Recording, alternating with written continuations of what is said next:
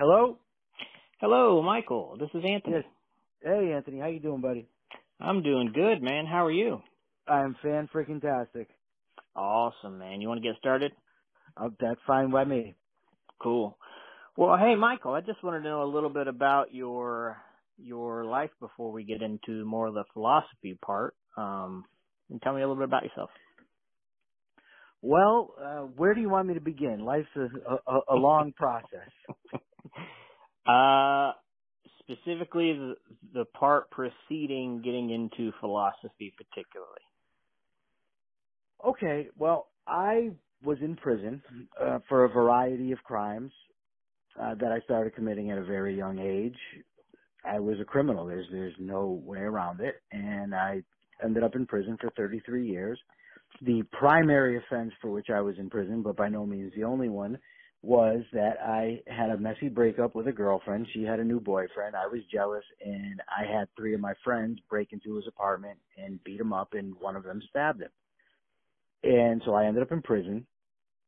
And while in prison, prison's rough, man. And it's not the violence, because there's not as much as that as one might think, but it's a lonely place, and it's a place whereby, you can really have time to sit back and say, damn, where the hell did I go wrong? What happened to me?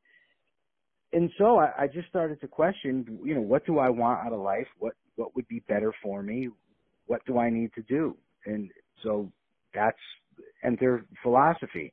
Now, I certainly can go into more depth with you about this stuff. I'm not opposed to it. I just don't know how much you want to cover of my own personal stuff as opposed to the philosophy stuff or anything else that you would like to talk about. I think that's a good start. As we know, philosophy is a tool. It's a chisel, a hammer. It's something for us to navigate life through and make it, make decision making and things of that nature. So yeah, I think that's a good place to start. What was your first introduction to a way of thinking? It's actually an interesting story. When I was 18 years old, I was driving my Oldsmobile Brom down 91 North in Connecticut, where I live, and my engine seized. And right before the engine seizing, there was a foul odor in the smell, and this foul smell in the car, I should say. And it was one of the scariest things that's ever happened to me in my life. I mean, the car just stopped in the fast lane on a freeway or a highway, whatever you want to call it, and wow. It was terrifying. So a few weeks later, I was driving my mother's car on a different highway, and I smelled that same scent, and so I mistakenly thought the engine on her car was seizing. And so I pulled over to the side of the road, and a guy pulled over to help me, and it turned out this guy was involved with Amway. Specifically, he was involved with something called Worldwide Dream Builders, which is a teaching system that teaches how to sell Amway products or build an Amway business. And I got to talking with this guy, and I got involved for a little while. And part of that business was that teaching system I mentioned, but there was a list of about 70 books, mostly motivation, self-help, communication, that type of stuff. So while I was in prison, and I said to myself, damn, what do I want to do? I got to change my life, and I know that reading is a way to do that.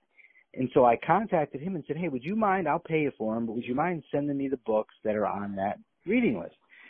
And he did. And there was a lot of great motivational stuff and self-help stuff that kind of got my juices flowing, and it got me wanting to do better.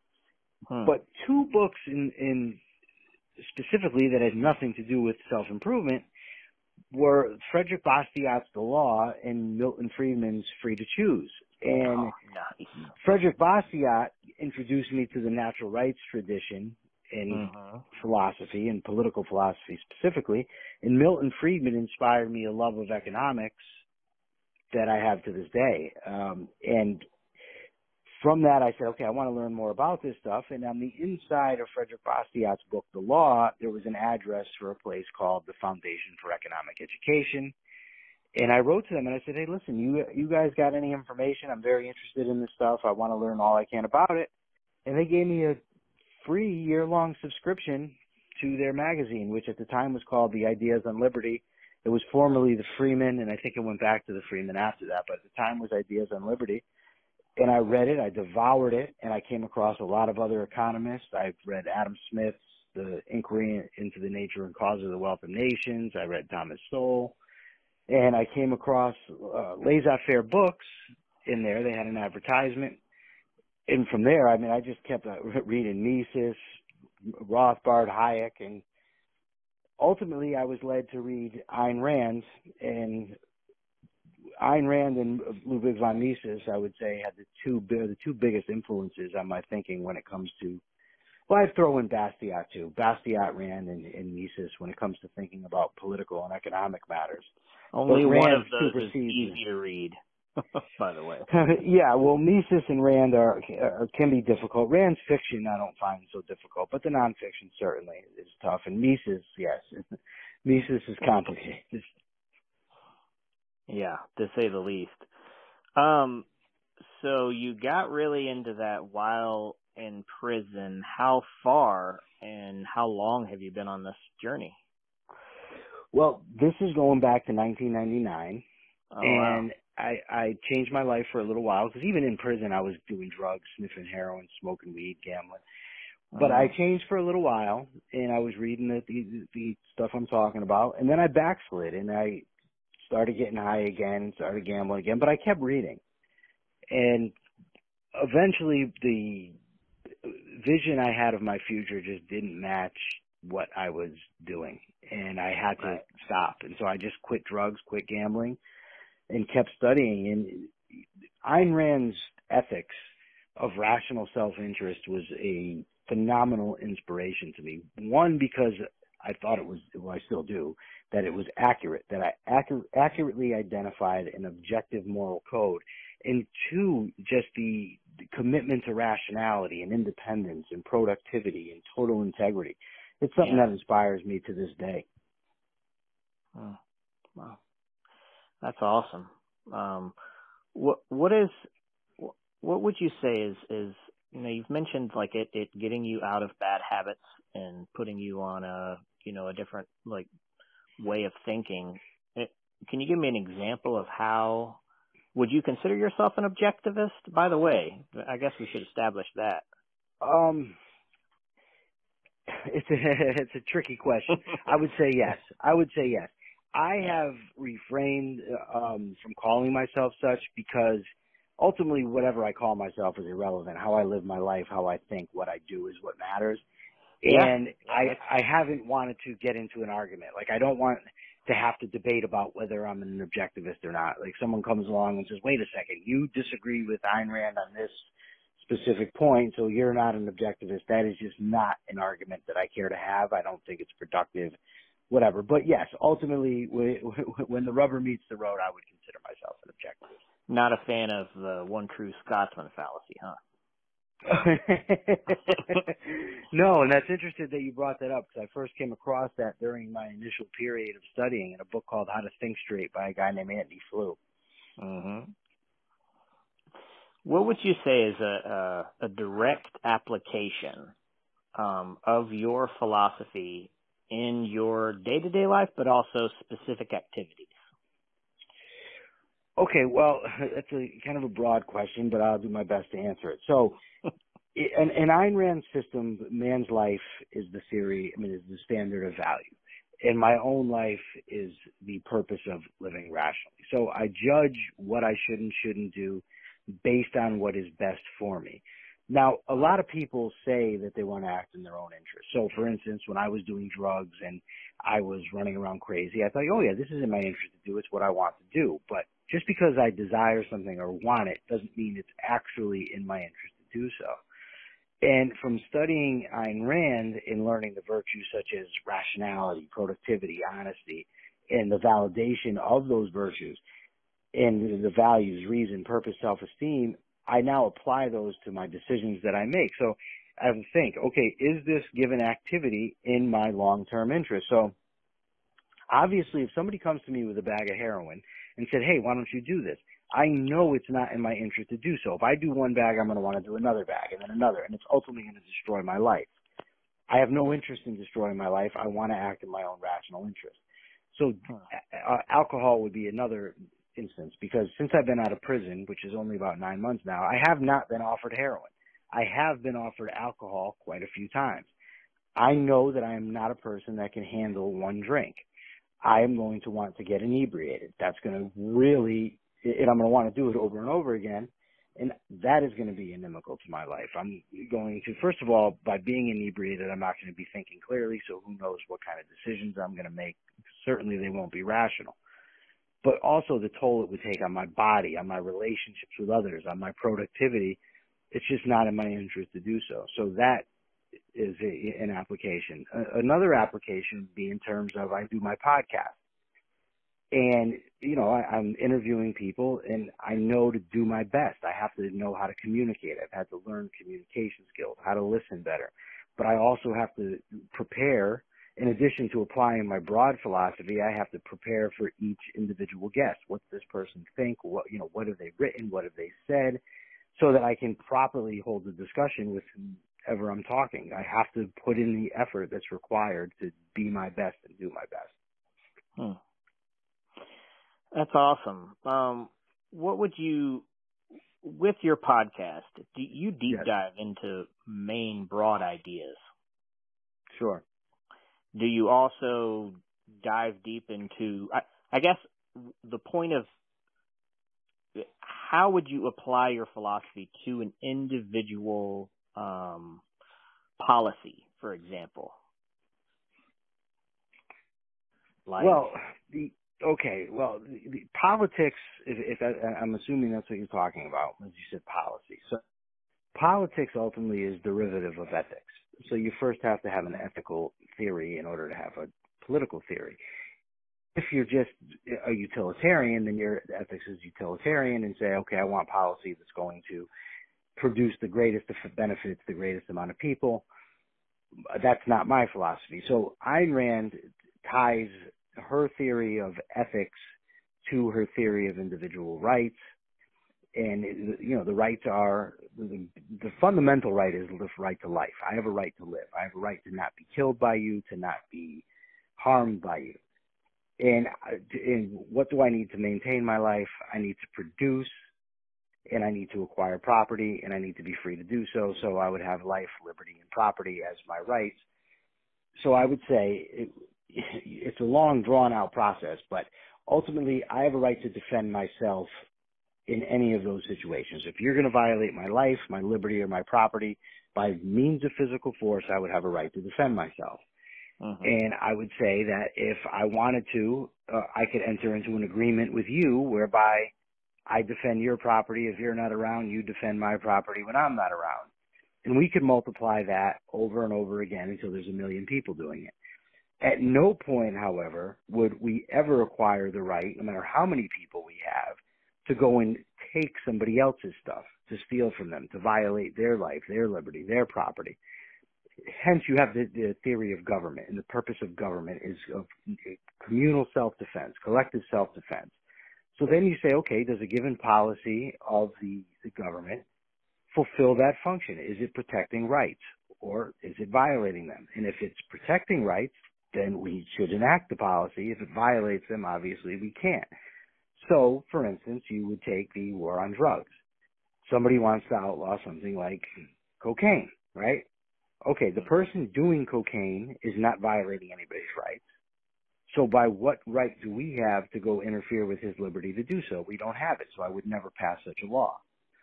Same thing with, say, public education. Well, why would we have public education? Public education requires the taking of the property, the money of some people, and paying for the education of somebody else's children. So you have an initiation of force, a violation of rights. Also, you have compulsory education. You're forcing these kids to go to school, to a specific school, learn a specific curriculum. Again, you're violating rights, so I would say it's an inappropriate function of government to do so. And that's how I would measure any policy that you asked me about. That is an absolute fantastic explanation. Very well done. You. Is there anything you have coming up, anything you'd like to promote, or anything to add on to this particular discussion on philosophy? Well, I would say that on my podcast, I don't just discuss the philosophy. My podcast is called The Rational Egoist. I tried to do an abundance of things. I do try to promote the philosophy of Ayn Rand objectivism. But I also try to give it specific applications to current events. For instance, I had a guy on the other day to discuss COVID and what are the origins of COVID. I've had on a transgender woman to come on and explain what transgenderism is and how it impacts her life, that sort of thing. I've had a guy on. Yeah, so I try to have on different topics, and I've even brought on numerous people, not as many as I would like, that disagree with me so we could debate issues. It's not that very easy to get people to come on that want to debate their position. My personal belief is that there's a lot of people that it's very easy to write something or to speak something out into the atmosphere or to tweet something or post something on Facebook when you're just posting to people that already agree with you. It's much more difficult to actually have to face objections and questions to your position. I thrive on that. I love it. I don't want to be in an echo chamber, but I'm limited by the people that will actually agree to come on the show. That's awesome. What are you looking for specific types of people to debate?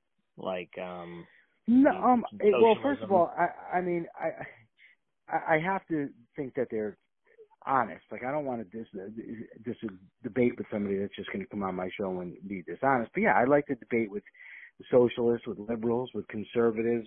I have no desire to debate with somebody that's just going to spew arbitrary claims out there. Like, I'm not going to have somebody on my show, for instance, that's going to say that they know that the election was stolen from Donald Trump because they know that the Dominion voting machines were rigged. And like, I'm not going to get somebody on my show to do that. It's just not, and there's just no way to debate it because, I once heard Sam Harris say why he wouldn't have Steve Bannon on to debate.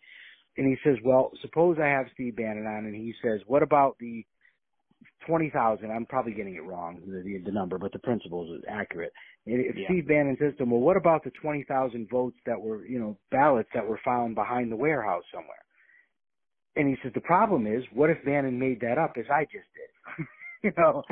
He says there's no way for me to challenge in real time all the arbitrary claims that somebody like that is going to make. And so that's why I wouldn't want to have somebody like that on my show either, because I simply can't. When somebody's willing to lie, I simply can't fact check them on every single claim they're going to make. I have to believe that the person in front of me is honest. That's great points. Tell me a little bit about your book before we wrap it up. Okay, I actually have two. The first book I wrote is called Down the Rabbit Hole, How the Culture of Corrections Encourages Crime. I co-authored that. Actually, I would say I was the junior author on that with my old cellmate, Brent McCall, and that's exactly what it sounds like. It's a critique of the correctional system, how it fails to punish, deter, and rehabilitate. My more recent book, which as of now is available on ebook, virtually wherever you would get your ebooks, Barnes & Noble, Amazon, and it's called View from a Cage, My Transformation from Convict to Crusader for Liberty. And it's an intellectual biography. It's how and why I came to think how I do. And I start off with my upbringing, my criminal behavior, ending up in prison, and the thought processes that I went to, errors that I've made along the way, misunderstandings that I've had, and ultimately culminates in how I think today. That is fantastic. Well, I am very interested in that book now, hearing just a little bit of your life story, and I look forward to reading it myself. Well, I really hope you will. Indeed.